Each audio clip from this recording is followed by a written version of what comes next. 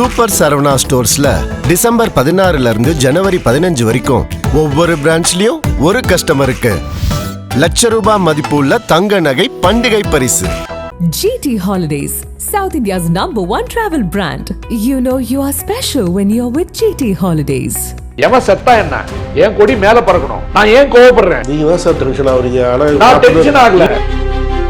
விஜய் மாதிரி ஈமான் மாதிரி பேசுறவனு பார்த்தா இந்த காய்கறி விற்கிறவனுடைய குரல் மாதிரி தான் எனக்கு தெரியும். ஏன்னா அதுக்கு நமக்கு உண்டான ஒரு நேரடி தொடர்பு இருக்கிற மாதிரி எனக்கு தெரியல. இதை ஒரு விமர்சனமா வைக்கிறதுக்கு காரணம் என்னன்னா, எனக்கு கீழ் யாரும் இருக்கக்கூடாது என்ற முனைப்போடு தான் கிளம்புறீங்க. இது சினிமா புத்தி. நீ இயக்குனரா இருந்தா அவர் நடிகரா இருக்காரு. விஜய் தனக்கு கீழே இருக்கிற யாரையுமே, நேத்து கூட பாருங்க செங்கோட்டையனை எங்க பேச விடுறாங்க, எனக்கு மைக்கு கொடுக்கல அதனால நான் கட்சி மாறன்னு சொல்லி போன நாஞ்சல் சம்பத்தை காணோம். நீ 200 கோடி விட்டு வந்துட்டேன், 250 கோடியை விட்டு வந்துட்டேன், 500 கோடி கூட விட்டுவாங்க, 1000 கோடி கூட விட்டுவாங்க. உங்களுக்கு விடிகாத்தால் 4 மணிக்கும் 3 மணிக்கும் ஷோ போடுறதுக்கு எந்த ஊர்ல பர்மிஷன் கொடுத்தாங்க? ஸ்டாக்ல எவ்வளவு டிக்கெட் வித்தீங்க? யார் கையில சுரண்டி உங்களுக்கு 200 கோடி சம்பளத்தை கொடுக்க முடிஞ்சது? எத்தனை திட்டங்கள் உன் மொழி மீது நடந்து போகுது. உன் மொழியை அழிக்கிறான். யார் பேசுறீங்க அதை பத்தி? திருப்பரங்குன்றம் விஷயத்துல ஜோசப் விஜயும் பேசல, செபஸ்டியன் சீமானும் பேசல.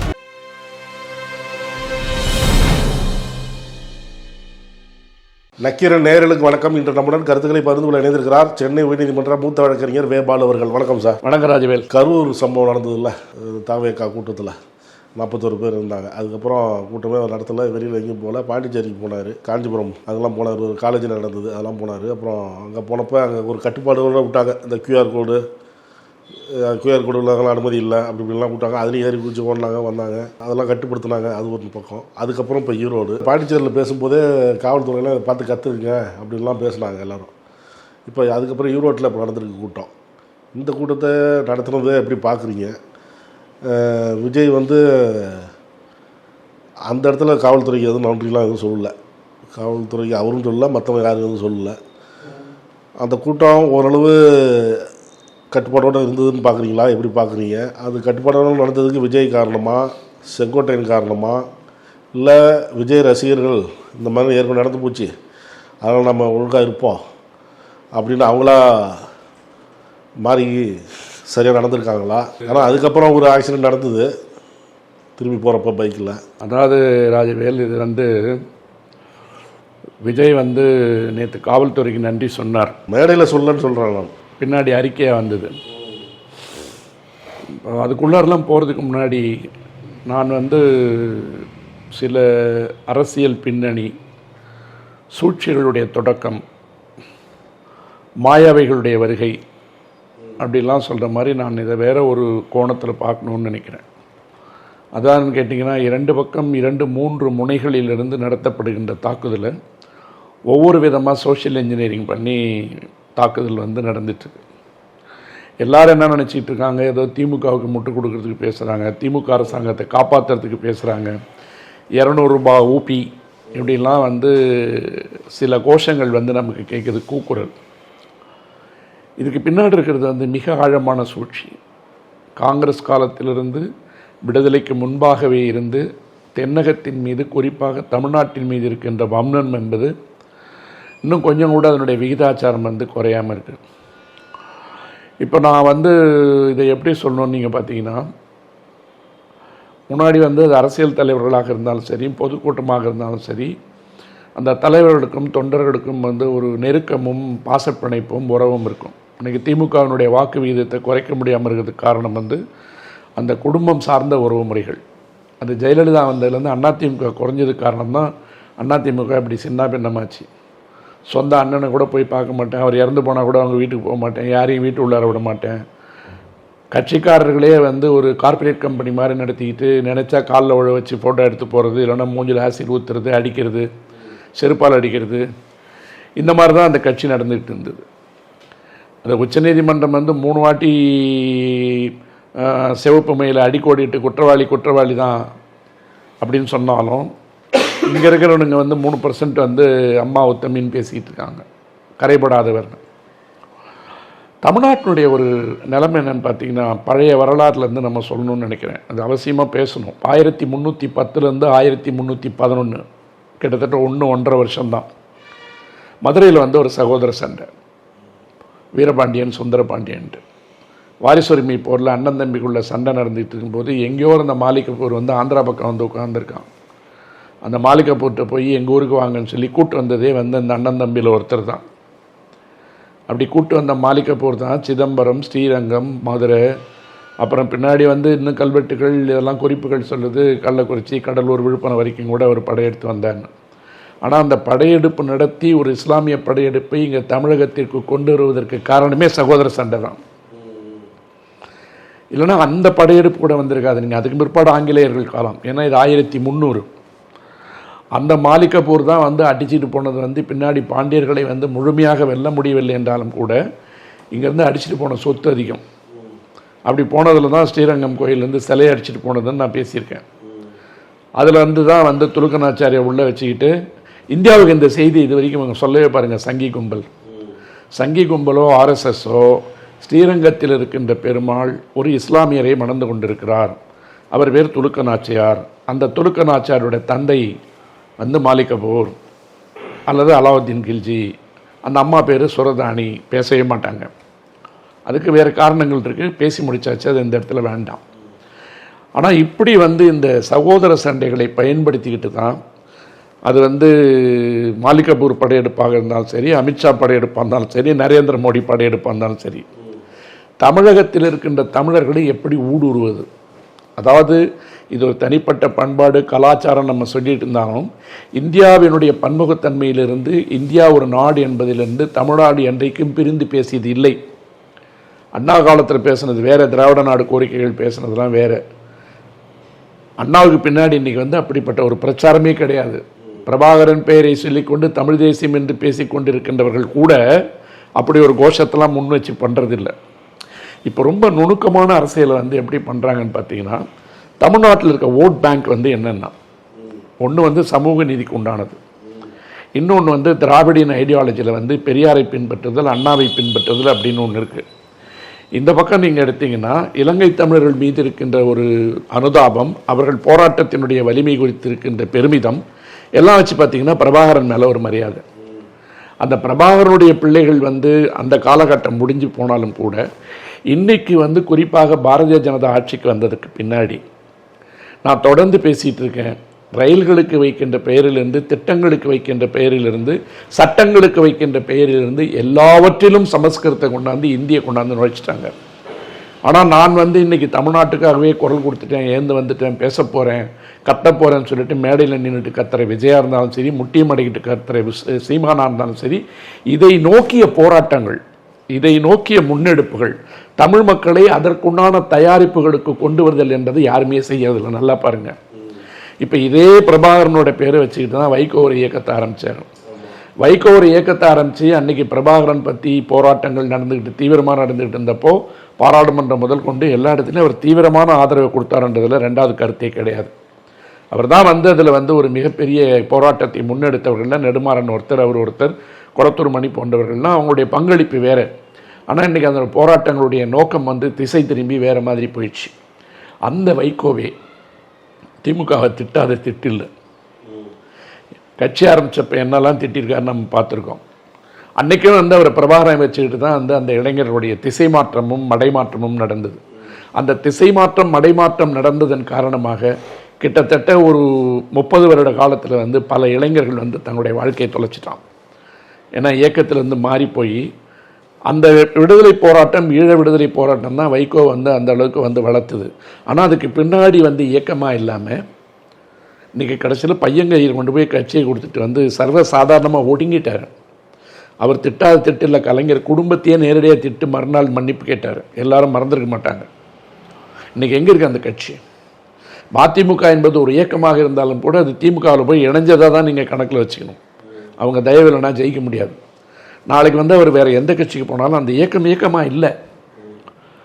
நான் ஏற்கனவே உங்களுக்கு சொல்லியிருக்கேன், வைகோ மட்டும்தான் களத்தில் பிரபாகரன் இருக்கின்ற பொழுது நேரடியாக காட்டுக்குள் சென்று அவரோட தங்கிட்டு வந்தவர்.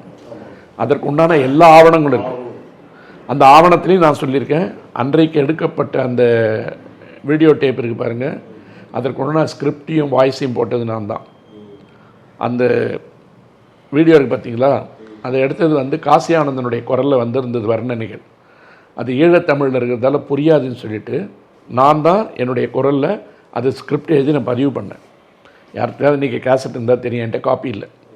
அப்போ அந்த மாதிரி தீவிரமாக பங்கெடுத்தவர்கள் எல்லாருமே திசை மாறி மடை மாறி போய் அந்த இளைஞர்கள் வந்து இன்றைக்கி அவருக்கு பின்னாடி போனவெல்லாம் எந்த விதமான ஒரு வழிகாட்டுதலும் இல்லாமல் காணாமல் போயிட்டான். இப்போ அதே மாதிரி தான் நீங்கள் பார்த்தீங்கன்னா தமிழ்நாட்டில் வந்து பெரியாரோட பேரை சொல்லலாம் சரி வராதுன்னு சொன்ன உடனே விஜய்க்கு டியூஷன் எடுத்தவங்க பெரியாரை சும்மா ஒரு வழிகாட்டி கொள்கை வழிகாட்டின்னு சொல்லுங்கன்னு இருக்காங்க. ஏன்னா அந்த திராவிடத்தினுடைய குரலாக வந்து இருக்கிற மாதிரி காமிச்சிட்டிங்கன்னா அந்த எதிர்ப்பு வந்து உங்களுக்கு கம்மியாக இருக்கும் அப்படின்னு சொல்லி இந்த பக்கம் இங்கே பாருங்கள், நான் 2 சொன்னேன். ஒன்று பெரியார் சார்ந்த அரசியல், திராவிடம் சார்ந்த அரசியலை பற்றி ஒன்று இருக்குது, அதையும் கையில் எடுக்கணும். பிரபாகரனை வந்து பின்பற்றுகின்ற இளைஞர்களையும் கையில் எடுக்கணும், அதுக்கு சீமானை பயன்படுத்துகிறாங்க. இந்த பக்கம் வந்து பெரியார், அண்ணா, எம்ஜிஆர் இவங்கெல்லாம் சொல்லும்போது விஜய் பயன்படுத்துகிறாங்க. இவங்க 2 பேர்த்தோட நோக்கமும் நீங்கள் பார்த்தீங்கன்னா ஒன்று தான், திமுக எதிர்ப்பு. ஏன்னா மத்திய அரசு வந்து இவ்வளவு துரோகங்களை செய்தாலும் தமிழகத்திற்கு மாற்றாந்தாய் மனப்பான்மையோடு நிதி ஒதுக்குவதிலிருந்து பெயர் வைப்பதிலிருந்து இந்த மக்களை நடத்துவது வரை, இப்போ வாக்கு சீர்திருத்தம் கூட மொத்தமாக முடியட்டும், அதை பற்றி அப்புறம் பேசுவோம், பிப்ரவரி மாதம் தான் முடிய போகுது. இருந்தாலும் எல்லா இடங்களிலும் தமிழர்கள் நடத்தப்படுகின்ற விதங்களை பார்த்து தமிழர்களுக்கான குரல் கொடுப்பதற்கு உண்டான இயக்கங்கள் இன்றைக்கி ஏதாவது இருக்கான்னு பார்த்தீங்கன்னா நாங்கள் தான் தமிழர்களுக்கு உண்டான இயக்கம் சொல்லிட்டு அதை வந்து சப்டியூ பண்ணுறாங்க. அதாவது அதை குறைத்து வைத்துவிட்டு திமுகவை வந்து குறிவைப்பதையே நோக்கமாக கொண்டிருப்பதனுடைய நோக்கம் அவருடைய எஜமானர்கள் அவர்களை அப்படி இயக்கிக்கிட்டு இருக்காங்க. இப்போ இவங்கெல்லாம் பேசுகிறத பார்த்தா எனக்கு எப்படி இருக்குன்னு கேட்டிங்கன்னா, முன்னாடியெல்லாம் இந்த தெருவில் வந்து விற்றுட்டு போவான் பார்த்தீங்களா, தெருவில் எதை விற்றுட்டு போனாலும் அவன் நேரடியாக வந்து காய்கறி பழம் வண்டி எல்லாம் வரும்போது அவனுடைய குரல் வந்து நமக்கு பரிச்சயமாக இருக்கும். அந்த குரலை கேட்டாவே தெரியும், இது நம்ம ரெகுலராக வாங்குற ஆள்கிட்ட நம்ம வாங்கியிருக்கோம், இவர் வந்துட்டாரு, இவர் போன உடனே அந்த கடைக்காரர் வந்திருக்காருன்னு அந்த குரலுக்கும் நமக்கும் ஒரு தொடர்பும் அந்த ஆளுக்கும் நமக்கும் ஒரு தொடர்பு இருக்கும். இன்றைக்கி வந்து எப்படி செயற்கை முறையாக மாறி போச்சுன்னு கேட்டிங்கன்னா, மைக்கை கட்டிட்டு வரான், ஏதோ ஒரு குரல் கத்துது, நம்மளும் போகிறோம் வாங்கிட்டு வரோம். இந்த அரசியல் கூட அந்த மாதிரி தான் ஆகிப்போச்சு. நான் சொன்ன மாதிரி இயக்கமாக குடும்பம் குடும்பமாக கணவனும் மனைவியாக இருந்ததெல்லாம் மாறி கார்ப்பரேட் நிறுவனங்களாக மாறிய பின்னால் பிரசாந்த் கிஷோர் மாதிரிலாம் ஆளுங்க வந்து போகிறாங்க. அதனால் இப்போ விஜய் மாதிரி புதுசாக வந்தவங்களோட சீமான் மாதிரி பேசுகிறவங்களும் பார்த்தா இந்த காய்கறி விற்கிறவனுடைய குரல் மாதிரி தான் எனக்கு தெரியுது. ஏன்னா அதுக்கு நமக்கு உண்டான ஒரு நேரடி தொடர்பு இருக்கிற மாதிரி எனக்கு தெரியல. ஏன் நேரடி தொடர்பு மாதிரி இருக்கிற மாதிரி தெரியலன்னு கேட்டால், நீங்கள் யாரோடும் ஒண்டுவதில்லை. குறிப்பாக வைகோவுக்கு நான் சொன்னேன், அவருக்கு கீழே வந்து அந்த இயக்கம் அமைப்பே கிடையாது. ஜெயலலிதா அந்த தப்பை பண்ணிச்சு. சீமான் என்ன பண்ணுறாரு, பேட்டியிலே சொல்கிறார், என்னை தாண்டி தலைவராக வளர்ந்து நீ என்ன பண்ண போகிறேன்னு கேட்குறாரு.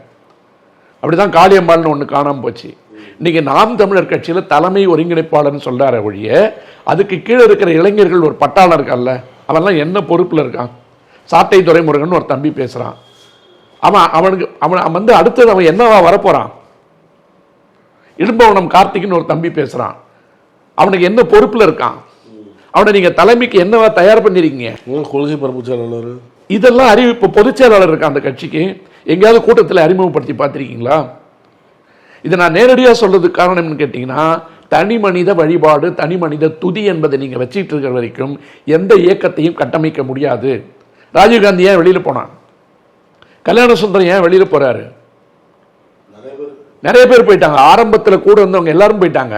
இப்போ என்ன பண்ணுறாருன்னு கேட்டிங்கன்னா, டெய்லி ஒரு 15 பேரை கூப்பிட்டு போயிடுறாருங்க.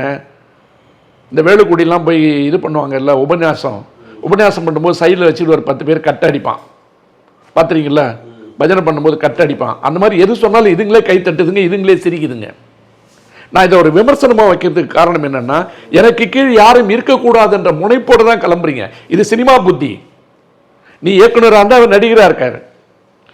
விஜய் வந்து தனக்கு கீழே இருக்கிற யாரையுமே, நேற்று கூட பாருங்க செங்கோட்டையனை எங்க பேச விடுறாங்க, அவர் தான் எவ்வளோத்தையும் அரேஞ்ச் பண்ணி கொடுக்குறாரு. முதல்ல பேசுறது அவர் தான் முதல்ல பேசுறாரு. சரி, அது விடுங்க, கட்சி எனக்கு மைக்கு கொடுக்கல அதனால நான் கட்சி மாறன்னு சொல்லி போன நாஞ்சில் சம்பத்தை காணா. ஒரு திராவிட இயக்க பேச்சாளர் வந்து 30-40 வருஷம் அரசியல் இருந்துகிட்டு என்னை வந்து மேடையில் பேச விட மாட்டேன்றாங்க குற்றச்சாட்டு வச்சு தான் உங்ககிட்ட வந்து சேர்ந்தார். அந்த மேடை வேற சார், இந்த மேடை வேறல்ல. எந்த மேடை? இது வந்து விஜய் வர மேடை. விஜய் வர மேடை வழக்கமா உள்ள மீட்டிங்கு அவர் அனுப்புவாங்க. இதைதானாங்க நான் சொல்றேன். என்னை தவிர யாருமே இல்லைன்னு சொன்னீங்கன்னா வைகோக்கு என்ன ஆச்சுன்னு நான் சொல்றேன். வைகோவுக்கு என்றைக்கு வந்து இருதய பிரச்சனை வந்ததோ, உடல்நலம் சரியில்லாமல் போச்சோ, இசிஜி எக்கோ எல்லாம் என்னைக்கு எடுத்தாங்களோ அன்றைக்கே அந்த இயக்கத்தினுடைய வேகம் குறைஞ்சிருச்சு. உங்களோட வேகமாக முட்டியம் அடைக்கிற கத்தனவர் தான் அவர். நாளைக்குன்னா உங்களுக்குலாம் வந்து உடம்பு சரியில்லாமல் போகாதா? ஒரு இயக்கம் என்பது கட்டமைக்கப்பட வேண்டும் முதல்ல, இல்லையா? இப்போ 41 பிணங்களின் தலை மேலே நடந்து தான் நீங்கள் ஈரோட்டுக்கு வந்திருக்கீங்க. வந்தப்போ நீங்கள் என்ன சொல்கிறீங்க? தமிழ்நாடு காவல்துறைக்கு கூட்டம் முடிஞ்சு நன்றி போடுறீங்க. இந்த பட்ட பாடு இருக்குல்ல கரூரில், அதனுடைய வெளிப்பாடு தான் நேற்றுக்கு வந்த ஒழுக்கமும் கட்டுப்பாடும். இதை நீங்கள் ஒழுங்காக கரூரில் செஞ்சீங்கன்னா அந்த 41 பேர் செத்துருக்க மாட்டோம், அவ்வளோதான் பிரச்சனை, இல்லையா? ஆனால் இந்த அரசியல் வந்து எப்படி இயக்கப்படுதுன்னு கேட்டிங்கன்னா, என்ன மாளிகப்பூர் சொன்னேன் இல்லையா, அண்ணன் தம்பி சண்டையில் கூப்பிட்டு வந்தாங்கன்னு, அந்த மாதிரி இங்கே தமிழர்களை வைத்து தமிழர்களை அடிக்க வைத்து விட்டு தமிழர்களை அடிச்சுக்கிட்டுன்னு சொல்லிட்டு எங்கேயுமே பேசுறதில்ல. விஜயை நீங்கள் எடுத்துங்க, நேற்று வந்து உட்காந்துக்கிட்டு தீய சக்தி தீய சக்தி தீய சக்தின்னு கத்தினார். நீ தூய சக்தி தானே? 2015 2017 உண்டான வருமான வரி கணக்கு கொடுத்ததில் வரி ஏய்ப்பு 15 கோடி இருக்குன்னு சொல்லிட்டு உன்னை நெய்வேலியிலேருந்து கிட்டத்தட்ட அரெஸ்ட் பண்ணி கூப்பிட்ற மாதிரி கூட்டிகிட்டு வந்தாங்க. அதுக்கு பின்னாடி வந்து வருமான வரித்துறை உனக்கு நோட்டீஸ் கொடுக்குது. வருமான வரித்துறைக்கு வந்து மோசடி செய்த வகையில் 15 கோடியோ 17 கோடியோ ஒரு கணக்கு போட்டு உயர்நீதிமன்றத்தில் ஒரு வழக்கு தாக்கல் பண்ணியிருக்கீங்க. அதை சேலஞ்ச் பண்ணி உங்கள் கையெல்லாம் சுத்தமாக வச்சுக்கிட்டு அப்புறம் மற்றதை பற்றி பேசணும். காருக்கு வரி கட்ட மாட்டேன்னு கோர்ட்டில் போய் திட்டு வாங்கிட்டு அதுக்கு பிற்பாடு அந்த ரிமார்க்கை எக்ஸ்பென்ட் பண்ணிட்டு தான் நீங்கள் வெளியில் வந்தீங்க. உங்கள் மீது சொல்லப்பட்ட மிக மோசமான விமர்சனம் கோர்ட்டு வச்சது பாருங்கள், அதை நீக்கிறதுக்கு தனியாக ஒரு வழக்கு போட்டீங்க. இன்னைக்கு 200 கோடி விட்டு வந்துட்டேன், 250 கோடியை விட்டு வந்துட்டேன், 500 கோடி கூட விட்டுவாங்க, 1000 கோடி கூட விட்டுவாங்க. உங்களுக்கு விடிகாத்தால் 4 மணிக்கும் 3 மணிக்கும் ஷோ போடுறதுக்கு எந்த ஊரில் பர்மிஷன் கொடுத்தாங்க? பிளாக்ல எவ்வளோ டிக்கெட் விற்றீங்க? யார் கையில் சுரண்டி வந்து உங்களுக்கு 200 கோடி சம்பளத்தை கொடுக்க முடிஞ்சுது? உள்ள பாப்கார்ன் எவ்வளோக்கு விற்கிது? பார்க்கிங்க்கு எவ்வளோ காசு வாங்குறான்? உள்ள வந்து ஒரு சமோசாவுக்கு எவ்வளோ காசு வாங்குறான்? கொள்ளடிக்கிற காசு இருக்குல்ல, கொக்கோவிலையும் அதுலேயும் இதுலேயும் வந்து தேட்டரில் கொள்ளடிக்கிறான்ல, அதுலேருந்து தானே உங்கள் சம்பளம்லாம் வருது. அது யாருடைய பாக்கெட்டில் கையை விடுறீங்க? ரசிகனோட பாக்கெட்டில் தானே கையை விடுறீங்க. அப்போ நீயே சுரண்டி வாழ்கிற வாழ்க்கையை தானே வாழ்ந்துட்டு இருக்க. சினிமாவில் இருக்கவங்களாம் என்ன மிக நேரடியான நல்ல வாழ்க்கையை வாழ்கிறீங்களா? நான் 200 கோடி உனக்கு எப்படி சம்பளம் கொடுக்குறான்? லைட்டு போடுறான்ல 24 கிராஃப்டில், அந்த கேமராமேன் வரான்ல, அந்த கேமராமேனோட ஒரு நாள் சம்பளம் எவ்வளோ? அதெல்லாம் யூனியன் வகுத்தது மட்டும்தான் வாங்க முடியும். அதுக்கு மேலே கொடுத்தா பேட்டா தான் கொடுக்க முடியும். ஆனால் நீங்கள் என்ன கணக்கில் வாங்குறீங்க? நீ கேரவானில் போய் உட்கார்ந்துலேருந்து நீ வந்து பாத்ரூம் போயிட்டு வரதுலேருந்து ப்ரொடியூசர் கணக்கில் எழுதுறீங்க இல்லையா? பிளாக்ல டிக்கெட் விற்கிறது இல்லை, எல்லாம் மிக நேர்மையாக கணக்கு கொடுத்துட்ருக்கீங்களா? வாங்குற சம்பளம் எல்லாத்துக்கும் வெள்ளை அறிக்கை கொடுக்க முடியுமா? என்ன தூய சக்தி? எது தூய சக்தி? அரசியலில் தூய சக்தியாக இருப்பேன். அப்புறம் அங்கே திருடிட்டு வந்து இங்கே வந்து இது பண்ணுறது என்ன ராபின்ஹுட்டா? இல்லை, எனக்கு இது புரியல. எனக்கு சினிமாவிலேருந்து வர்றது வந்து நான் வானான்னு எப்பவுமே சொல்ல மாட்டேன். அரசியலுக்கு எல்லாரும் வரணும், விஜயனுடைய கட்சியும் வரணும்னு தான் நான் சொல்கிறேன். ஆனால் வரும்போதே உங்களுக்கு எல்லாம் தப்பாக இருக்கு. திமுகவுக்கு போட்டியாக மாற்றாக, அண்ணா திமுகவுக்கு போட்டியாக மாற்றாக நாம் தமிழர் கட்சியோ அல்லது தாவேக்காவோ அல்லது பாரதிய ஜனதாவோ இருக்கணுங்கிற நான் களத்தில். இப்போ கரூர் பிரச்சனை வந்த உடனே என்னாச்சு? இப்போ உங்களுக்கு கூட்டம் வருதுன்னு சொன்ன உடனே நீங்கள் என்ன பேசுறீங்கன்னே தெரியாமல் தானே பேசிட்டீங்க. களத்தில் இல்லாதவங்களாம் பற்றி நாங்கள் பேச மாட்டோம் பாஸ், இது வந்து என்னுடைய மாஸ் அப்படிங்கிற அதை வந்து நாம் தமிழர் தான் சொன்னேன்னு சொல்லிட்டு அந்த பசங்க விமர்சனம் பண்ணிட்டு இருக்காங்க பிள்ளைங்க. அப்போ களத்தில் இல்லாதவங்களை வந்து நாங்கள் கம்முன்னு இருக்க மாட்டோம் கும்முன்னு இருக்க மாட்டோம்னு ஒன்று ஐபிஎஸ் வந்து விமர்சனம் பண்ணிட்டு இருக்கு. நீ போன வாட்டி கரூரில் வந்த உடனே உனக்கு முதல்ல குரல் கொடுத்தது எடப்பாடி பழனிசாமி, அதுக்கு அடுத்தது கொடுத்தது ஐபிஎஸ், அதுக்கு பிற்பாடு குரல் கொடுத்தது தமிழிசை. இவங்கெல்லாம் சேர்ந்து தான் உன்னை காப்பாற்றி சிபிஐ பாக்கெட்டில் கொண்டு போய் உட்கார வச்சிருக்காங்க. ஆனால் நேற்று என்ன பண்ணுறீங்க? நீங்கள் சொன்ன உடனே ஐபிஎஸ் வந்து அறிக்கை விட்டாரா? அரசியலுக்கு இருந்தால் கம்முன்னு இருக்க முடியாது கும்முன்னு இருக்க முடியாதுன்னு ஒரு விமர்சனத்தை வச்சாரா? தமிழிசை என்ன பேசியிருக்காங்க? நாங்கள் களத்தில் இல்லாதவங்கன்னு சொல்கிற தகுதி விஜய்க்கு கிடையாது, ஆகவே எங்களை பற்றி விமர்சனம் பண்ணக்கூடாதுன்னு தமிழிசை பேசியிருக்கா? அந்த தமிழிசை தான் தம்பி விஜய் திராவிட முன்னேற்ற கழகத்தை எதிர்த்து பேச வேண்டும் சொன்னாங்களா இல்லையா? நேற்று ஏன் டோன் மாறிடுச்சு? இப்போ இவ்வளோ நீங்கள் பேசுகிறீங்க. நான் என்ன கேட்குறேன்னு கேட்டிங்கன்னா, எனக்கு தமிழுக்காகவும் தமிழ்நாட்டிற்காகவும் தமிழ் மக்களுக்காகவும் பேசுகின்ற யாராக இருந்தாலும் என்னுடைய குரல் அவர்களுக்கு ஆதரவாக இருக்கும். அப்படி உங்களை மாதிரி எத்தனை பேரை நம்பி இங்கே உங்களுக்கு வந்து சினிமா போஸ்டர் ஓட்டிட்டு போயிட்டு ஏமாந்துகிட்டே இருப்பான். இப்போ பாராளுமன்றத்தில் விவாதம் நடந்துட்டு இருக்கு ஒரு வாரமா. மகாத்மா காந்தி பெயரில் இருக்கின்ற திட்டத்தை மாற்றி வைத்துவிட்டு ஜி என்று வருவதற்கு காரணம் என்ன? மாநில அரசிற்கு வரிச்சுமையை கொண்டு, இப்ப ஒரே ராத்திரில் ஆட்சியை பிடிக்கணும்னு நினைக்கிறேன்ல, இந்த திட்டம் வந்து நாளைக்கு அமலுக்கு வந்ததுன்னா 60க்கு 40ன்னு சொல்லிட்டான்ல, அப்போ 40% தமிழ்நாடு அரசு கொடுக்கணும். அதுக்கு ஒன்ட்ட என்ன திட்டம் இருக்குது, அதே அவன் தான் தீர்மானிப்பேங்கிறான். யாருக்கு வேலை கொடுக்கணுன்றது நான் தான் தீர்மானிப்பேங்கிறான். சேட்டலைட் வச்சு பார்க்க போறேன்றான், பேங்க் அக்கௌண்ட்டுக்கு பணம் கொடுக்க போறேன்றான். எல்லாம் நல்லது. ஆனால் அவனுடைய அதிகாரத்துக்கு கீழே நீங்கள் கொண்டு வரதுக்கு வரிச்சுமையை அதிகமாக்கி மேலே கொண்டு வரும்போது என்ன பேசுறீங்க? இந்தியாவில் இன்னைக்கு வந்து மிக மிக லாபகரமாகவும் எளிய மக்கள் அணுகுவதற்கு வசதியாகவும் எளிய மக்களுக்கு நம்பிக்கை கொடுப்பது எதே ஒன்று, வாழும் போதும் வாழ்ந்த பிற்பாடும்னு ஒரு விளம்பரம் வருது இல்லை, வாழும் போதும் வாழ்விற்கு பின்னாலும் அப்படின்னு ஒரு விளம்பரம் வருது. எதுக்கு வருது? எல்ஐசிக்கு வருது. எல்ஐசி வந்து எத்தனை எளிய மனிதர்களோடு நெருக்கமாக இருக்கிற ஒரு டிபார்ட்மெண்ட், ஒரு துறை. எத்தனை லட்சம் பேர் அதுக்கு வேலை செஞ்சிட்டு இருக்கான். அதை கொண்டு போய் 100% FDI வெளிநாட்டு முதலீட்டுக்கு நீங்க ஒப்படைக்கிறீங்க. கட்டணம், ஒர்க்கர்ஸ், சூப்பர்வைசர், 100% வெளிநாட்டு முதலீடு. ஒரு வெளிநாட்டு கம்பெனி வந்து கம்ப்ளீட் இன்சூரன்ஸ் இந்தியாவை கையில் எடுத்துட்டு அவன் ஃபாரின்ல இருந்து திவால் நோட்டீஸ் கொடுத்தா எங்க போய் நிப்பீங்க? ஜி வருவாரா அன்னைக்கு 56 இன்ச்சில் படம் எடுப்பாரா? இங்க உள்ளவனே ஏமாத்திட்டு போனா பணம் வாங்க முடியல. அப்ப ஏன் இதை பத்தி பேசுறது இல்ல? நீங்க நான் என்ன சொல்றேன், நான் புதிய அரசியல் பேச போறேன் அப்படின்னு சொல்லும்போது நீங்க பேச வேண்டிய அரசியல் எது? அணுசக்தி துறை இருக்குல்ல, எவ்வளவு வந்து ஒரு பாதுகாப்பு சம்பந்தப்பட்ட ஒரு துறை, அதுல வந்து வெளிநாட்டு முதலீடு எப்படி தனியாருக்கு எப்படி ஒப்படைப்பீங்க? இந்த ஊர்ல வேலை செய்யறதுக்கு ஆளே இல்லையா? எதை கேட்டாலும் ஜெய் ஸ்ரீராம். இங்கதான் மேன் பவர் அவ்வளவு இருக்கு. எங்க பிச்சை எடுக்கிறாங்க. 140 கோடி பேர் இருக்கிற இடத்துல நான் சொன்னது எல்ஐசி வந்து சின்ன எக்ஸாம்பிள். பிஎஸ்என்எல் எப்படி காணாம போச்சு, ரயில்வே எப்படி பிரிச்சு வித்துக்கிட்டு இருக்கீங்க. ஒரு நாட்டில் இருக்க ஒரு விமானம் வந்து நிறுத்தினா இல்ல, இன்னைக்கு தேதி வரைக்கும் சரியில்லை. நேற்று 17 விமானம் ரத்து. ஆமா, உள்நாட்டு ரத்து. எதனால ரத்து? நவம்பர் 30ஆம் தேதி வரைக்கும் என்ன நடந்ததுன்னு தெரியாம எப்படி ஒரு அரசாங்கம் இருக்க முடியும்? அதுக்கு பிற்பாடு குழு போடுற, அந்த நிறுவனத்தை ஆராய போறோம், பீராய போறோன்றீங்க. மக்களை நான் முட்டாளா?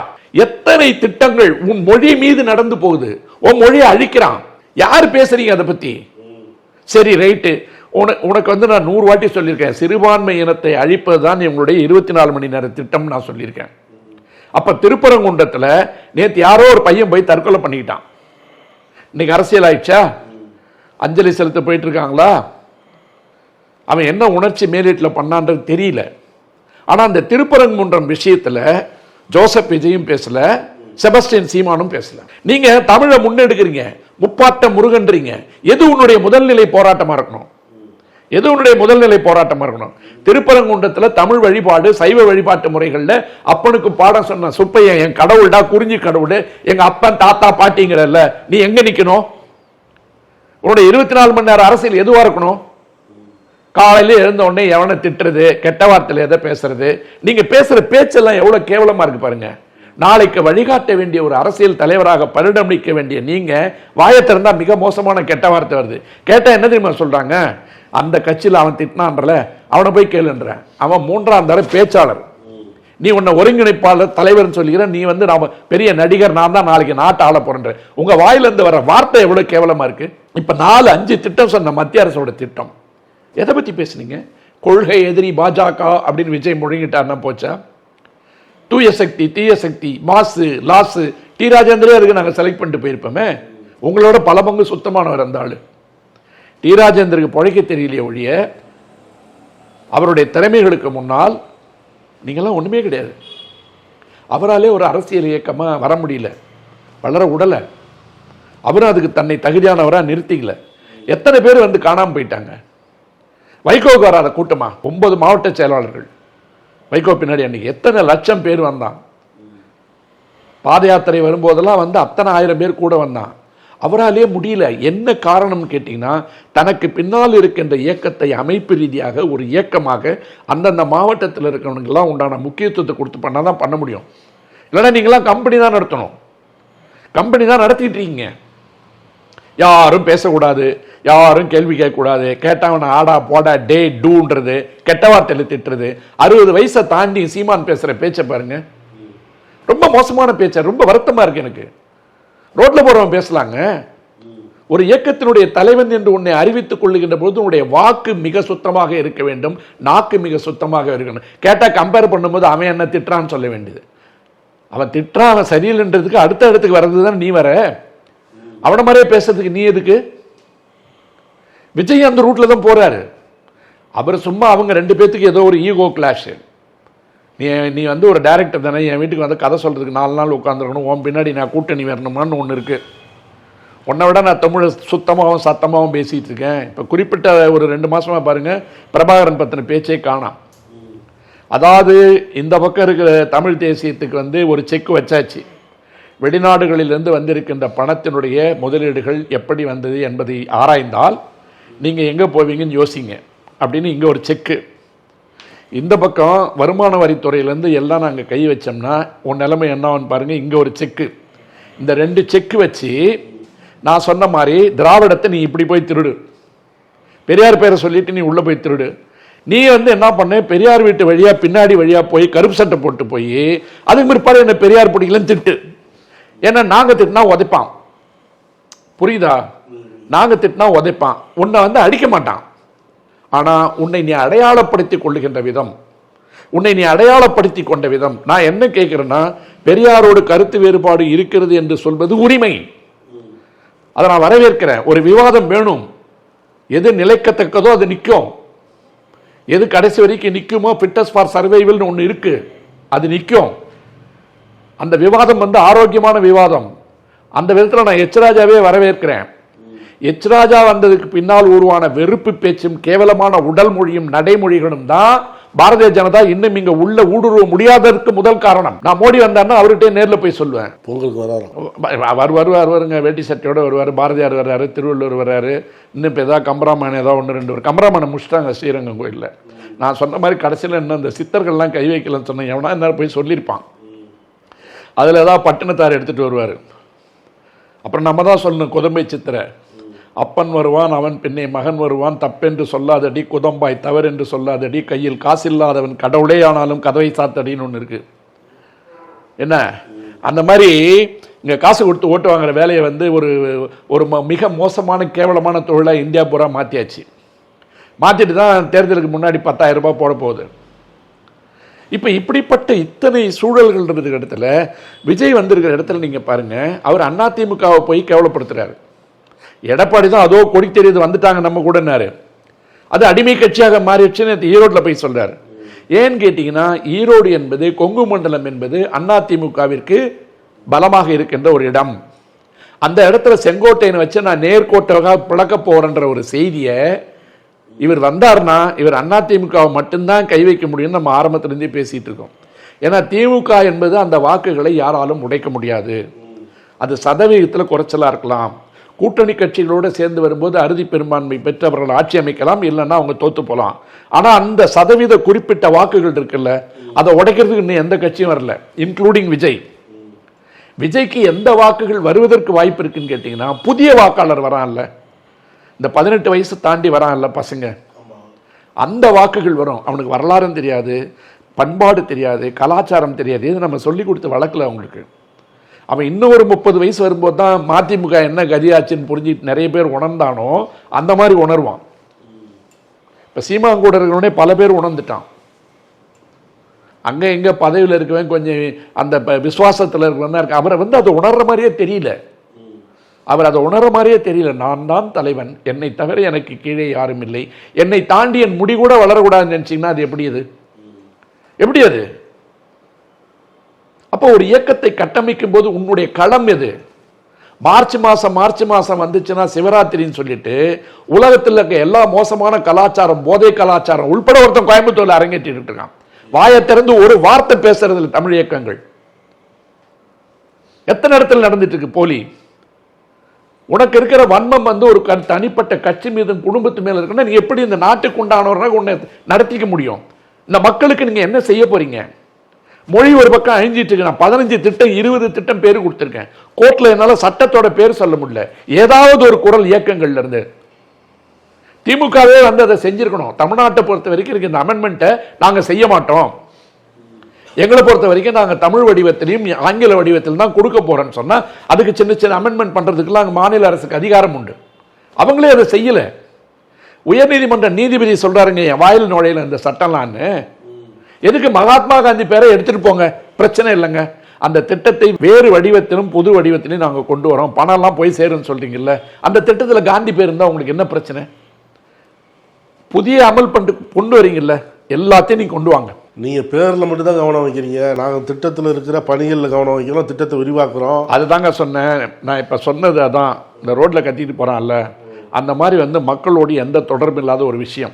3 பேர் நான் உங்களுக்கு உதாரணம் சொன்னேன்.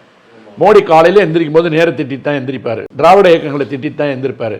இப்போ விஜய் வந்து புதுசாக திமுகவை திட்டிட்டு எழுந்திருக்காரு. நீங்கள் யார் என்பதை சொல்லுங்கள், நீங்கள் என்ன செய்ய போகிறோம் என்பதை சொல்லுங்கள். பிஜேபிக்கு என்ன சொல்றாங்க, காங்கிரஸ் எல்லாம் ஒழிச்சிட்டான் தானே சொல்றீங்க. அதனால தானே மக்கள் அதை விட்டு உங்களுக்கு ஓட்டு போட்டிருக்காங்க. அவங்க செஞ்சதை நீங்க ஏன் செய்றீங்க? அவங்க எதெல்லாம் பிரிச்சு கார்பரேட் கம்பெனிக்கு வித்தாங்களோ அதை நீங்க வேகமாக வித்துட்டீங்க. எல்ஐசியில் வந்து நிற்கிறீங்க. நான் ஏற்கனவே பிஎஸ்என்எலுக்கு அழுது ஒப்பாரி வச்சு ஓஞ்சி போயிட்டேன். இப்போ எல்ஐசி நினைச்சா எனக்கு கண்ணில் தண்ணி வருது. எவ்வளோ பெரிய ஆர்கனைசேஷனுங்க. நம்மளாம் ஒரு பாலிசி வாங்குறோம்னா இது வந்து அரசாங்கத்துக்கு கீழே இருக்கு, பாதுகாப்பாக பணம் இருக்கும், நம்பி நானே போட்டு வச்சிருக்கேன். நான் தனியார் நிறுவனங்களில் வாங்கவே மாட்டேன். என்கிட்ட நீங்கள் கார்டு இருக்குல்ல, சிம் கார்டு, அது கூட நான் ரிலையன்ஸ்லாம் வாங்க மாட்டேன். நான் ரிலையன்ஸில் போய் துணி எடுத்ததில்லை. ஒரு தனி மனுஷனுக்கு ஒரு சில கொள்கைகள் இருக்கு. என்ன காரணம் கேட்டிங்கன்னா, ஒட்டுமொத்தமாக இந்தியாவை கொள்ளடிச்சிட்டு இருக்கிறவன் என்னெல்லாம் வேலை செய்கிறான் அப்படின்னு செய்யும்போது நம்ம என்ன செய்வோம்? கிட்டத்தட்ட 15-25 வருஷம் பிஎஸ்என்எல் நம்பர் மாற்றாமல் வச்சுருந்தேன். இவங்களே இந்த டவர்லாம் வந்து காணாமல் பண்ணி சிக்னலே வரலன்னு சொன்ன உடனே வேறு வழி இல்லாமல் நம்பர் போர்ட்டபிலிட்டிக்கு நான் வந்து அனுப்பப்பட்டேன். இன்னும் அந்த நம்பர் தான் வச்சுருக்கேன். ஆனால் டவர் வேலை செய்யாது, 3G கிடையாது, 4G கிடையாது. இப்படி திட்டமிட்டு அரசாங்க நிறுவனங்களை வந்து தொடர்ந்து அழிச்சிட்டு வரீங்க. எல்ஐசி வரைக்கும் வந்துட்டீங்க. இதை கையில் எடுங்க, இதை பற்றி பேசுங்க. டோல்கேட்டில் வச்சு கொள்ளடிச்சிட்டு இருக்கான். யாராவது ஒரு தலைவன் அங்கே போய் நிற்கிறானா? வேல்முருகன் நின்றதோடு சரி, அன்புமணி நின்று கேஸை வாங்கிட்டு வெளியில் வந்துட்டார் தனிப்பட்ட முறையில். எத்தனை விஷயங்கள் வந்து மக்களுக்கு எதிரான விஷயங்கள் நடந்துட்டு இருக்கு. ஒரு ஆளும் கட்சி தவறுகள் செய்யுமானால், ஊழல் செய்கின்ற இயக்கமாக இருக்குமானால், அது அடுத்த தேர்தலில் கண்டிப்பாக வீட்டுக்கு அனுப்பப்படும். அந்த இடத்துக்கு நீங்க வரணும்னு நினைக்கிறீங்க, வரவேற்கிறேன். என்ன தகுதியோட வர போறீங்க? யாருடைய அடியாளா வரீங்க? யாருடைய கையாளா வரீங்க? யாருடைய கைக்கூலியா வரீங்க? நீங்கள் எப்படி நாங்கள் நம்பத்தகுந்த தலைவனாக இருக்க முடியும்? எங்களுக்கு பேசுகின்ற குரலாக அது இருப்பதற்கு வாய்ப்பே இல்லை. ஏனென்றால் உங்களுடைய தவறுகளை மறைப்பதற்கு, உங்களுடைய வரி ஏய்ப்பை மறைப்பதற்கு, நீங்கள் இன்னும் சில காலம் கொள்ளையடிப்பதற்கு, மக்களுடைய தலை மீது நடப்பதற்கு ஏற்கனவே 41 பணத்தை தள்ளிட்டீங்க. கீழே 41 பணத்தை தள்ளிட்டீங்க. இந்த ஒழுக்கத்தில் 25% அன்னைக்கு போலீஸ்காரன் சொல்றதை கேட்டிருந்தா 10 உயிராவது காப்பாற்றப்பட்டிருக்கும், 20 உயிராவது காப்பாற்றப்பட்டிருக்கு. இந்த தடவை கரெக்டா இருந்து நீ வந்தி அங்க இறந்த மக்களுக்கு கூட ஒரு செய்தியை சொல்லிய. இதுல கூட வெக்க இல்லாம ஒரு ஃபேண்டசி கும்பல் போய் நிக்குதுங்க செல்ஃபி எடுத்துக்கிட்டு. நான் அப்படிதான் சொல்ல முடியாது, ஃபேண்டசி கும்பல் தான் சொல்ல முடியும்.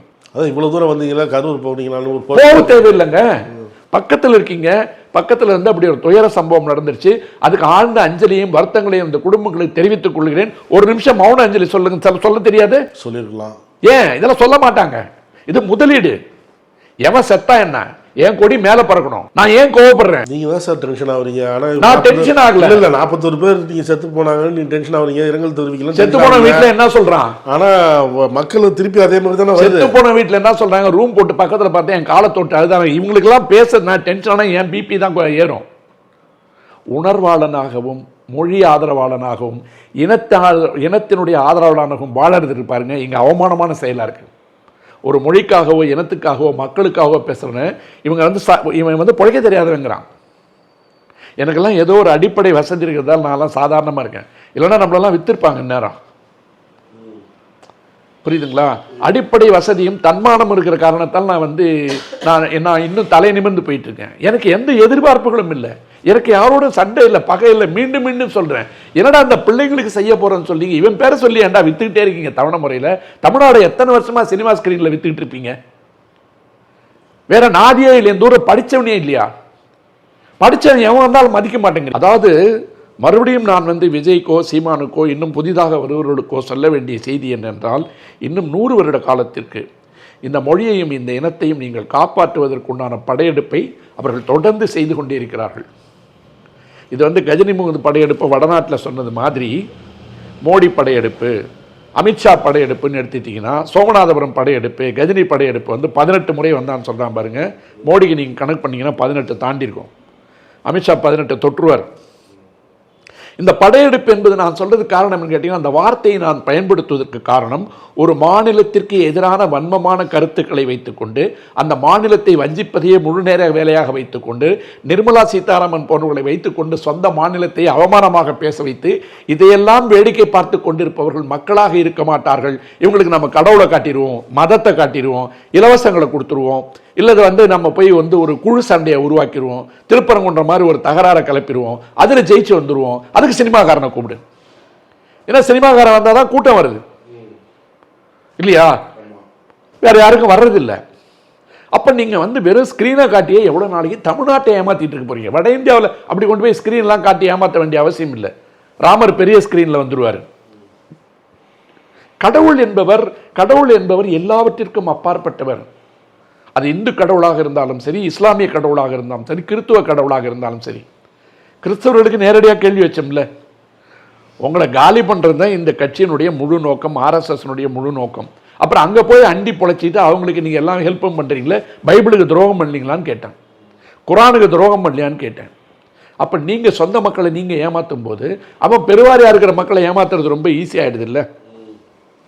இப்போ தமிழ்நாட்டில் இருக்கின்ற இயக்கங்களுக்கு நான் கேட்கறதெல்லாம் என்னன்னு கேட்டிங்கன்னா, ஒன்றுபட்ட இந்தியாவில் ஒரு கூறாக நாம் இருந்து கொண்டு எல்லா விதமான பங்களிப்பையும் நாம் செய்து கொண்டு வரி விதிப்பிலிருந்து எல்லாவற்றையும் ஏற்றுக்கொண்டு இயைந்து வாழ்ந்து கொண்டிருக்கின்ற நம்ம தனி தீவாவே ஏன் நடத்திட்டு இருக்கான்? ஒட்டுமொத்த இந்தியாவுக்குமான மொழியா ஒரு மொழி ஏன் கொண்டு வரான்? எனக்கு நடந்ததே சொன்னேன். டெல்லி ஏர்போர்ட்டில் ராத்திரி 1:30 மணிக்கு ஹிந்தி கிளாஸ் எடுத்தார் ஒருத்தன். அப்போ அவங்க மனசுலலாம் என்ன இருக்குன்னு கேட்டீங்கன்னா, இந்த ராஜீவ்காந்தி படுகொலை என்பதை மட்டுமே கருத்தில் வைத்துக்கொண்டு தமிழர்கள் மோசமானவர்கள், இந்தி பேச மாட்டான். இந்தி பேச மாட்டான்றது உண்மை. ஏன்னா அதனுடைய மொழி இல்லை. அதுக்காக இந்தியனா இருக்க மாட்டானா சொன்னா? இல்லை இந்தியர்களை வெறுக்கிறேன்னு சொன்னானா? அல்லது இந்தியாவை எதிர்த்து ஏதோ போராடிட்டு இருக்கானா? ஏன் சும்மா இருக்கிறவனை சீண்டிக்கிட்டே இருக்கீங்க? இல்லை, அடுத்த இயக்கம் கட்டி அமைக்க வேண்டும் என்று நினைக்கின்ற நீங்கள் ஒன்றிய அரசு செய்கின்ற இந்த வஞ்சகத்திற்கெல்லாம் எதிராக குரல் கொடுக்காமல், அதை கேட்டால் என்கிட்ட என்ன சொல்கிறானுங்க, அந்த பிள்ளைங்களே முதல்ல நம்ம எதிரியை நம்ம டார்கெட் பண்ணால் தான் நம்ம அடுத்த இடத்துக்கு வர முடியுமா? அதுக்கு தான் கையில் கத்தியை கொடுத்து குத்த சொல்கிறான். வீரபாண்டியன் சுந்தரபாண்டியன் போய் மாலிகாபூரை கூட்டுவான்னு சொன்ன மாதிரி இவங்க மாலிகாபூரெல்லாம் கூட்டு வராங்க. உனக்குள் இருக்கின்ற சகோதர சண்டையை உனக்குள் வென்று கொள்வதற்கு உண்டான தகுதி இல்லை என்றால் உன்னை நீ வீரனே சொல்லிக்கூடாது. அதுக்கு அடுத்தவன்கிட்ட போய் பதுங்குறீங்க, அந்த நிழல்ல ஏன் வாழறீங்க? அப்புறம் ஏன் வீரமா பேசுறீங்க? உங்களெல்லாம் பார்த்தா வெக்கமா இருக்கு. ஆகவே விஜயனுடைய ஒட்டுமொத்த பேச்சிலும் அவருடைய தரம் என்பது இன்னும் வளரவில்லை. கூட்டம் வருதுன்றதெல்லாம் நான் மற்றவங்க மாதிரி இந்த கூட்டம் ஓட்டா மாறுமா அப்படிலாம் சொல்ல மாட்டேன். கூட்டம் வருது. இந்த கூட்டத்தை நீங்களும் தயவு செய்து தவறாக வழி நடத்துறாதீங்க. வைகோ அந்த தப்பை பண்ணாரு, பிரபாகரன் பேரை சொல்லி. சீமான் அந்த தப்பை தொடர்ந்து பண்ணிக்கிட்டே இருக்காரு. நீ வேற ரூட்ல போய் பண்ணாத. அதுக்கு பெரியார் அண்ணாலாம் தயவு செய்து பயன்படுத்தாது. பயன்படுத்தினா அவங்களுடைய லட்சியம் என்ன, அவங்களுடைய நோக்கம் என்ன? அண்ணா பாராளுமன்றத்தில் தமிழ்நாடுனுடைய விஷயத்தை எவ்வளோ பேசியிருக்காரு, அங்கீகாரம் தமிழ்நாட்டுக்கு எவ்வளோ பேசியிருக்காரு, தமிழ்நாட்டு உரிமைகளுக்கு எவ்வளோ பேசியிருக்காரு. அந்த பார்லிமெண்ட்ரி ஸ்பீச்செலாம் யாராவது படிக்கலாம், வைகோட்டையாவது கேளுங்க, காமிப்பார். இல்லை திமுகவில் இருக்க பழைய ஆளுங்கிட்டலாம் சொன்ன கொடுப்பாங்க. அதை எடுத்துங்க. நீங்கள் கலைஞர் என்ற பேரையே நான் பயன்படுத்த மாட்டேன்னா அது உங்களோட உரிமை. அதுக்காக அவர் எழுதின எழுத்தோ பேசின பேச்சோ அந்த போராட்டங்களோ எல்லாம் கீழே போயிருமா என்ன? திராவிட முன்னேற்ற கழகம் என்பதும் தமிழ்நாட்டு அரசியலில் நீக்க முடியாத ஒரு பங்கை வைத்திருக்கின்ற இயக்கம். நீங்கள் ஜெயலலிதாவை பெரிய போராளி, சோராதி, சூரிய எல்லாம் பேசினீங்கனாலும் உச்சநீதிமன்றத்தால் குற்றவாளி என்று அறிவிக்கப்பட்டவர். மரணத்தின் காரணமாக சிறைச்சாலைக்கு போகாமல் இறைவனுடைய அடியை சென்று பத்திரமா சேர்ந்துட்டார். உடனே அவங்க தான் புனிதமான ஆட்சி கொடுத்தாங்க. அதெல்லாம் கிடையாது. எம்ஜிஆர் என்பதே தமிழ்நாட்டினுடைய பண்பாட்டிற்குள் நுழைக்கப்பட்ட ஊடுருவல். அவரும் திராவிட இயக்கத்தை பயன்படுத்தி கொண்டு உள்ளே நுழைந்த ஊடுருவி. இது நீங்கள் தாராளமாக சொல்லலாம். இன்றைக்கி அதிமுக இருக்கிறவங்களுக்கு யாருக்கு எத்தனை பேருக்கு எம்ஜிஆரோட வரலாறு தெரியும்? ஜெயலலிதா போனதுலேருந்து எடப்பாடி பழனிசாமி கம்பெனி ஆகிட்டார். செங்கோட்டையனுக்கு என்ன பிரச்சனை? இப்போது ஜெயலலிதா படத்தை வச்சுட்டு ஒரு மீட்டிங் போகிறாராம். அதனால் ஜெயலலிதா படத்தை வச்சுட்டு வரதால செங்கோட்டையனை இன்னும் கொஞ்சம் நாளில் ஓரம் கட்டிடுவார் விஜய்ன்றாங்க. அதனால தான் அந்த மாவட்ட செயலாளரை பக்கத்தில் வச்சுட்டு இவரை வேணுனே பக்கத்தில் கொண்டு வரலன்ற மாதிரி இதெல்லாம் பத்திரிகைகள் செய்கிற விமர்சனம். அது உள்கட்சி பிரச்சனை. அது நம்ம பேசுகிறது அநாகரிகம். ஆனால் என்னுடைய எதிர்பார்ப்பு இந்த தமிழ்நாட்டு மக்களை தனித்தீவாக நடத்தி கொண்டிருக்கின்ற ஒன்றிய அரசு பல மாநிலங்களை இப்படி தான் நடத்துது. மேற்கு வங்காளம் அந்த பட்டியலில் இருக்குது. கேரளா அந்த பட்டியலில் இருக்கு. எல்லா இடங்களிலும் யார் ஒன்றிய அரசிற்கு எதிராக இருக்கிறார்களோ அந்த மக்களை இழிவுபடுத்துவது, கொச்சைப்படுத்துவது, வரி விதிப்பில் அவர்களை ஏமாற்றுவது அல்லது தூற்றுவது, நிந்தனை செய்வது என்பதை 24 மணி நேரம் வேலையா வச்சிருக்கான். அப்போ அவர்கள் அழிக்க வேண்டும் என்று நினைப்பது இந்த மண்ணை, இந்த மக்களை, இந்த கலாச்சாரத்தை.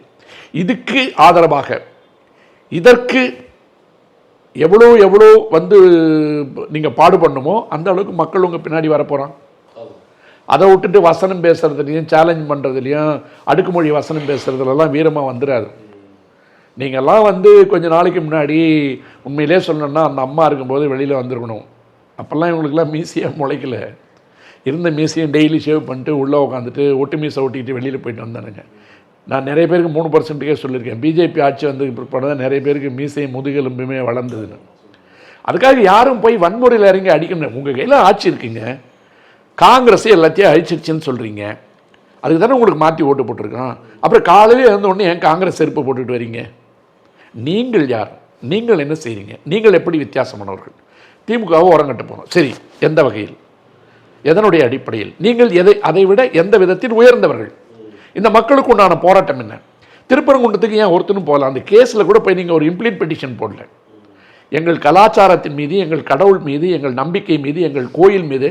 ஆந்திராவில் பவன் கல்யாணம் பேசுறாருங்க திருப்பரங்குன்றம் பத்தி. திருப்பதி பத்தி நீ போய் பேசுவியா? உள்ள விடுவானா? அடிப்பான். இவங்கெல்லாம் ரொம்ப செலக்டடான இடத்துல, ரொம்ப சேஃபா இருக்கிற இடத்துல வீரம் பேசுறவங்க. உண்மையில கோழைங்க. நம்ம ஆளுங்களை போய் திட்டுறது, நம்ம ஆளுங்களை போய் முறைக்கிறது, வெட்டிடுவேன் குத்திடுவேங்கிறது எங்க இந்த பவுண்டரி உள்ளார? தமிழ்நாடு பவுண்டரி தானே. ரொம்ப அசிங்கமா இருக்கு. ஆகவே நான் பேசுவது என்பது கோபமாகவோ அல்லது கொஞ்சம் ஹார்ஷாகவோ தெரிந்தாலும் என் ஆதங்கம் என்பது என் பிள்ளைகள், என் மக்கள் பின்னாடி நில்லுங்க. நாங்கெல்லாம் யார் பின்னாடி நிக்கணும்னு அவசியம் இல்லை. எங்க வாழ்க்கை வேற. நாங்கள் 60-65 வயசை தாண்டிட்டோம். ஆனால் அடுத்து வருகின்ற இளைஞர்களை தவறாக வழிகாட்டி தவறுதலான இடத்துக்கு கொண்டு போனீங்கன்னா அவனும் தற்குறியாக தான் வளருவான். நீங்க தற்குறியா இருக்கிறதுக்கு உங்களுக்கு லைசன்ஸ் கொடுத்தாச்சு. அடுத்த தலைமுறை உங்களை நம்பி வரான் இல்லை, அவனுக்கு நீ என்ன செய்ய போற? தாவேகா தலைவர் பேச்சு எப்படி இருக்குன்னு கேட்டேன். அது எந்த விதமான அர்த்தமும் இல்லை, அதில் ஒரு புரிதலும் இல்லை. அதான் ஒரு பேச்சு. நீங்கள் வாங்க வர வேணான்னு சொல்ல, திமுக வேண்டான்னு சொன்னால் என்ன செய்ய போகிறீங்க அதோடைய கருத்தை சொல்லிட்டு வாங்க. யாருடைய அடியாளாக வராமல் நீங்கள் என்ன செய்ய போகிறீங்க, நீங்கள் தனித்தன்மையோடு வாங்க. உங்களுக்கு வர கூட்டத்தை நல்வழிப்படுத்தி நல்ல வழியாக போங்க. அதை விட்டுட்டு அடியாளாக வராதிங்க அப்படிங்கிறது தான் நான் சொல்கிறது. இதே உங்களை போல் ஏற்கனவே நிறைய பேர் வந்துட்டாங்க. இப்போ நீங்கள் கடைசியாக நீங்கள் வரீங்க. இது மக்கள் புரிஞ்சுருக்காங்க. தமிழ்நாட்டு மக்களை ஏமாற்ற முடியாது. மக்கள் ஒரு புரிதலோடு தான் இருக்கிறாங்க அப்படின்லாம் சொல்லியிருக்கீங்க. தேர்தல் வருது. அவர் பயணத்தை நிறுத்த போகிறதில்ல. நீங்களும் உங்களை போன்றவர்களும் இந்த விமர்சனத்தை நிறுத்த போகிறதில்ல. மக்கள் எப்படி ஏற்கிறாங்க, மக்கள் எப்படி அதை உள்வாங்கியிருக்கிறாங்க அப்படிங்கிறது தேர்தல் வரப்போ தான் தெரியும். தேர்தல் முடிவரப்ப பார்ப்போம். வணக்கம். வாழ்க தமிழ்நாடு. நக்கீரன் டிவிக்கு சப்ஸ்கிரைப் செய்யுங்கள். உங்கள் ஆதரவே எங்கள் பலம். ஆசிரியர்களுக்கு நண்பனாகவும் மாணவர்களுக்கு ஆசானாகவும் திகழும் தேர்வு வழிகாட்டி. ஒவ்வொரு பாடத்திற்கும் அனுபவமிக்க ஆசிரியர்களின் துல்லியமான தெளிவான விடைகள். CNC இருக்கு, தேர்வு பயம் எதற்கு? இது தீரன் பப்ளிஷிங் ஹவுஸ் விற்பனை வெளியீடு.